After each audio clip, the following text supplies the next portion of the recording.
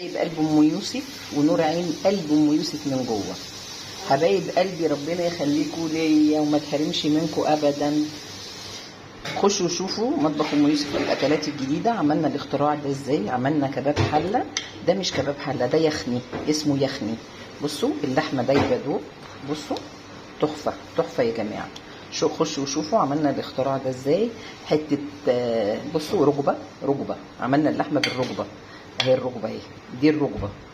قولي للجزار عايزه ركبه وتحطيها في الكباب الحله او تحطيها في الباميه، بتخلي الطعم خيال وتحفه.